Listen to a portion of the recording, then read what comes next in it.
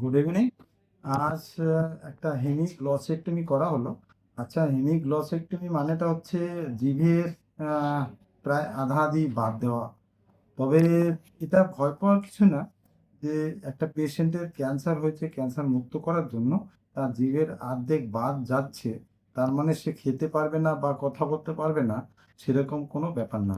হ্যাঁ, জিভের একদম সামনের দিকে মানে অ্যান্টেরিয়ার যে এন্ডটা থাকে, সেটা যদি টিপ, যাকে টিপ অফ দ্য টাং বলা হয়, সেটা যদি রাখা যায় তাহলে কিন্তু পেশেন্টের কথা বলতে কোনো সেইভাবে অসুবিধা হবে না।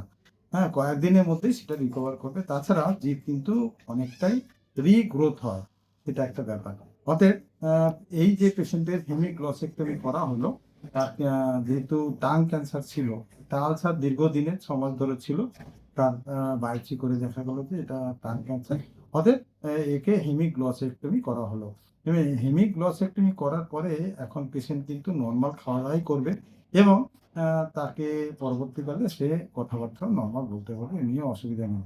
এবং সে কিন্তু ক্যান্সার মুক্ত হলো, কারণ আমরা এর আশেপাশে সমস্ত জায়গা দেখে নিয়েছি, তার কিন্তু সেরকম কোনো রেকারেন্স হওয়ার মতো বা আবার পুনরায় ফিরে আসার মতো কোনো জায়গা নেই। অর্থাৎ পেশেন্ট ঠিকঠাক থাকবে এবং ভালো থাকবে, সে নিয়ে কোনো অসুবিধা নেই।